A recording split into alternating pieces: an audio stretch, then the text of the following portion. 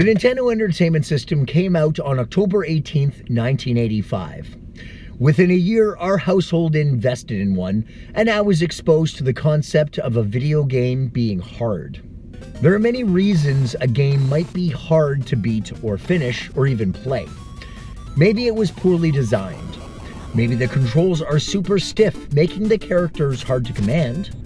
Maybe they didn't do a great job at testing it, or had an unrealistic time frame to develop the game and had to cut every corner known to game designing. The first game that I remember bringing me to tears was RC Pro-Am. Not that it was really that hard of a game or anything, but 7-year-old me had a tough time on the corners. The car in the game didn't react like expected, and I would constantly oversteer every turn and couldn't even place in any race. I don't think I even finished a lap, actually. It was just too much for my fragile little 7-year-old ego to take, and the waterworks were inevitable. The first time I remember finishing a game, however, was a few years later playing a game called POW, Prisoners of War. POW was released in 1989 by SNK and was a side-scrolling beat-em-up. I recall my cousin and me on our feet as I clenched the controller in my sweaty little hands, button mashing like mad at the last guy as he executed backflip after backflip. Some games were just too hard for kids to stand a realistic chance at finishing. There were prodigies here and there that perhaps possessed unearthly gaming skills at super young ages. Having a decent collection of Nintendo Power magazines at one's disposal was another way to somewhat even the score to a challenging game. Other games were just easier, not necessarily relying on pixel-perfect jumps and shots or RNG to get the perfect boss battle pattern. Still hard at times, but giving a slim chance that a 7-year-old might be able to fumble their way through it. I got far in other games like Zelda, TMNT, and Mario Brothers, but the next game I remember beating was Lucasfilm's first self-published video game, Maniac Mansion. Maniac Mansion is a video game created by Ron Gilbert and Gary Winnick. The game follows teenage protagonist Dave Miller and his breakfast club of friends. They attempt to rescue Dave's GF, Sandy Pants, from a mad scientist whose mind is being controlled by a sentient meteor. If it kinda sounds like a bad B-horror movie, well, that's exactly what Gilbert and Winnick had in mind. Winnick was actually the first artist hired by Lucasfilm and would go on years later to create the comic book series Bad Dreams. Gilbert was hired a year before Maniac Mansion, programming a game called Coronius Rift for the Atari and various PC ports.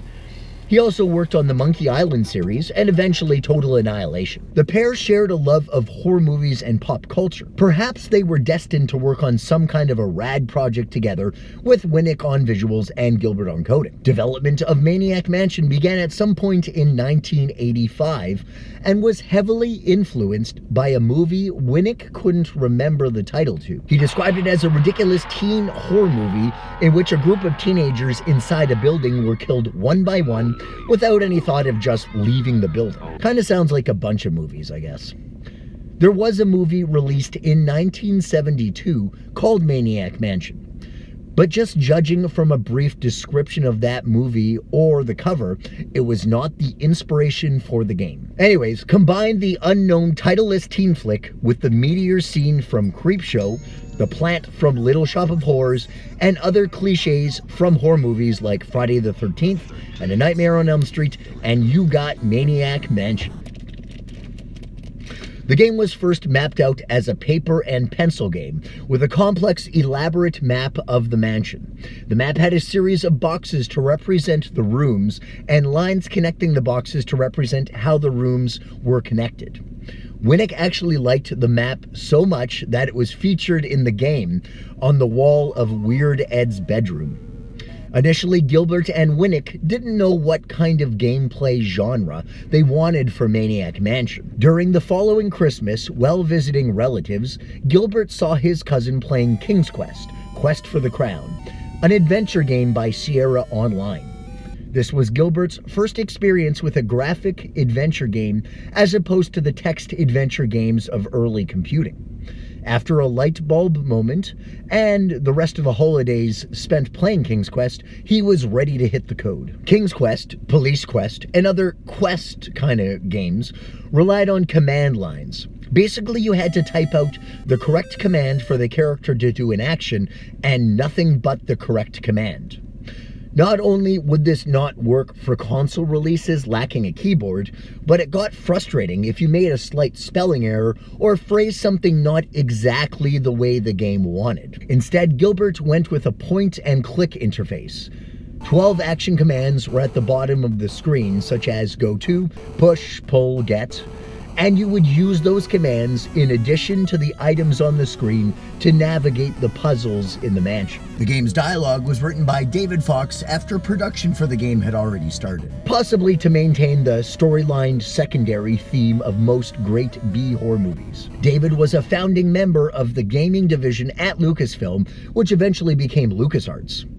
His wife and him also founded the world's first micro-computing public access center in 1977. To speed up the production, Gilbert created a game engine called Scum, script creation utility for Maniac Mansion. It was used in several other LucasArts adventure game releases all the way up to 1998. Scum fell somewhere between a game engine and programming language, and allowed designers, without tediously writing the code line by line, to create locations, items, and cutscenes.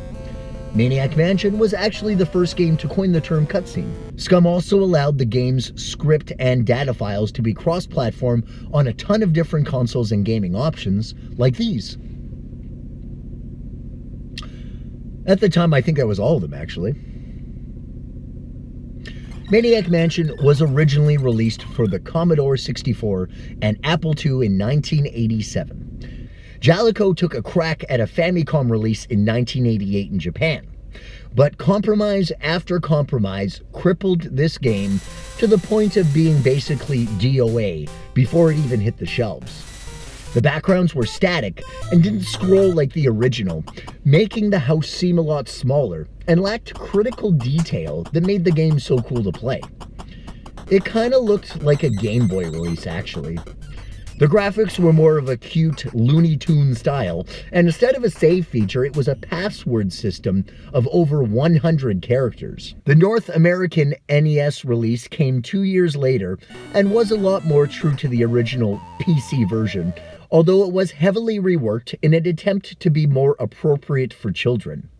Much of the background and decorations of the mansion were removed, like a naked statue, posters, and allegedly offensively titled video games. In the original version, Nurse Edna was a lot more sexual. When she locked up one of the male characters in the Edison family dungeon, she exclaimed that she should have tied them to the bed in the PC version. In the Spick and Span NES version, she only mentions she is going to have a word with her husband. When Edna answers the phone in the game, she assumes it's a prank phone call and offers to show the caller on the other end how to properly do an obscene phone call. The Nintendo version, she just asks if it's Uncle Ted. It's also written on the wall in the bathroom of the mansion for a good time, call Edna in the original, and just call Edna in the NES version. Speaking of the Edison family, I think a proper introduction is in order. Maniac Mansion takes place in the home of the fictional Edison family. Dr. Fred, a mad scientist, Nurse Edna, his wife, and their son, Weird Ed. Also rooming with the Edison family are two strange tentacle creatures, a purple tentacle, who seems very loyal to Dr. Fred, and a green tentacle who wants to be a musician. The intro sequence of the game starts with the meteor crashing near the mansion 20 years earlier. Soon after Dr. Fred investigated the crash site, the meteor started controlling Dr. Fred's mind to do its bidding and obtain human brains for use in experiments. Pretty typical mad scientist kind of stuff. In addition to Dave Miller, who is the playable character you are forced to pick, but is basically useless, you must select 2 other characters out of 6 possible choices from Dave's posse. All of the other characters have special talents and abilities that allow them to complete certain tasks in the game.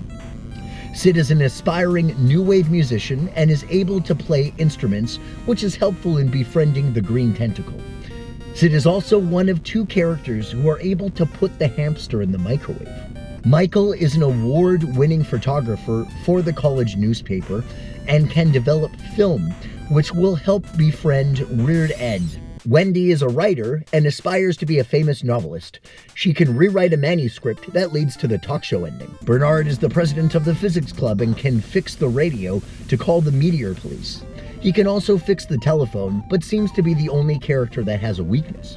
He's a bit of a scaredy pants and runs away from the green tentacle. In certain versions of the game, Bernard can spontaneously attempt to open the security door on the 2nd floor, which blows up the house. If you have Wendy and Bernard both on the team, you can trigger both of their endings for kind of a combo ending and yet another strange conclusion to the game. Razor is in a punk band, and her soundtrack is my personal fave. Like Sid, she can also play instruments to befriend the green tentacle, and can also put the hamster in the microwave. What's with the musicians in the game being the animal haters? Picking both Razor and Sid would be pointless, as they are basically the same character. Lastly, Jeff is a surfer dude kinda dude, and has no special skills outside of being able to fix the telephone.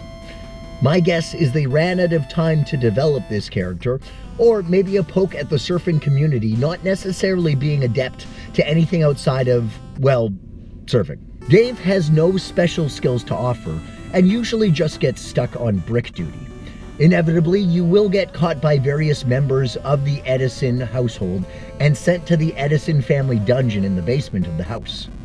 A character can push a secret brick in the wall to open a door, allowing one of the other kids to escape from the dungeon, and old loser Dave is usually the best candidate for this job. Maniac Mansion has 5 different possible endings, which was pretty groundbreaking at the time for an adventure game. Depending on which combo of characters you choose will determine what possible ending might be available to you. Gilbert and Winnick spent months trying to sort this aspect out, which extended the game's production time beyond previous projects and almost led to Gilbert's firing. Most of the cast of Maniac Mansion were based on friends, family, and co-workers of Gilbert and Winnick. Winnick's girlfriend Ray was the inspiration for Razor. Dave was based on Gilbert himself. Wendy was based on fellow LucasArts employee named Wendy. During the development of Maniac Mansion, LucasArts relocated to the stable house at Skywalker Ranch, a 4,700-acre chunk of land in secluded Marina County, California. Estimates are Lucas has spent over $100 million on the ranch,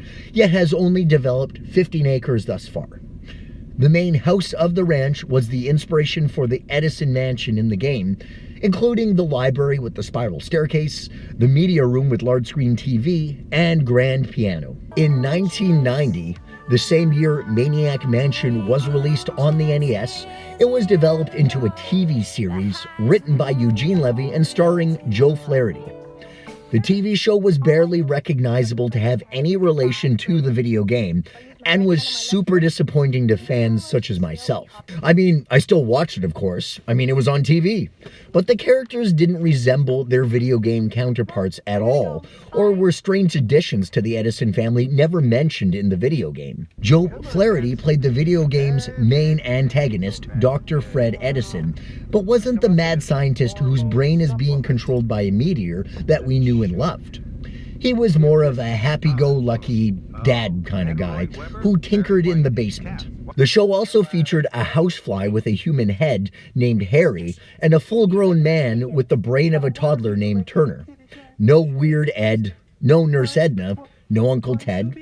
Also, as far as I remember, no one ever broke into the house to rescue anyone, which was the main plot point of Maniac Mansion. It would kind of be like making a Mario movie, but about a plumber and his family who never go down any tubes or fight any Goombas or rescue any princesses. I mean, Eugene Levy is a genius, and the show did have a bunch of his dry wit and cultural satire from the great days of SCTV. It went 3 seasons, so someone was watching it, I guess. A sequel to the video game Maniac Mansion was released in 1993 called Day of the Tentacle. It takes place 5 years after Maniac Mansion's conclusion and includes a bunch of characters from the original game. Bernard is the main protagonist this time around, joined by 2 new friends to help explore the Edison family hotel. After Purple Tentacle drinks toxic waste, which, if I remember, was the classic go-to of evil fluids in the 90s, he grows a pair of arms and decides to take over the world. Green Tentacle sends a distress letter to Bernard, delivered by Weird Ed's hamster, and Bernard springs into action to try to save the day again. D of T is way more cutesy Looney Tune animation-like, and wasn't quite the same feel as Maniac Mansion.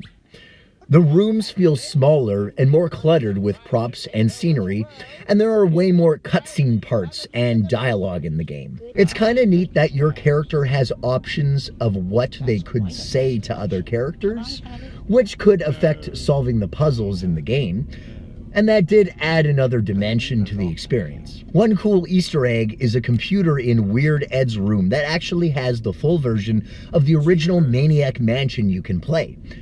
Day of the Tentacle was re-released on March 22nd, 2016 for the PS4, the Xbox One, as well as PC and Mac ports.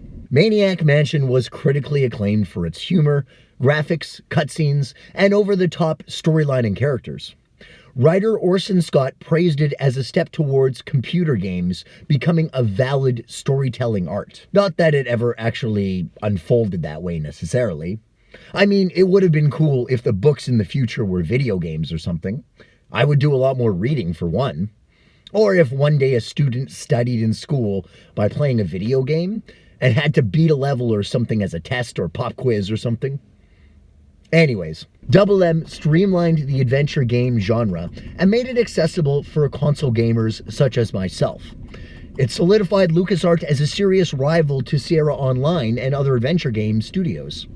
Ron Gilbert had said company management provided little oversight in the creation of Maniac Mansion, to which he credited its success and the success of several other games for LucasArts. Maniac Mansion was basically the game him and Winnick always wanted to play, and all they had to do was make it. They are a true inspiration to seeing your vision through and not compromising to fit into the narrow confines of what the bosses want. To live a little and to take the road less traveled. If you ever want to jump into the head of Ron Gilbert, check out his blog, Grumpy Gamer, or grab a copy of Bad Dreams to dabble in the works of Gary Winnick. Just make sure Weird Ed doesn't catch you trying to microwave his hamster.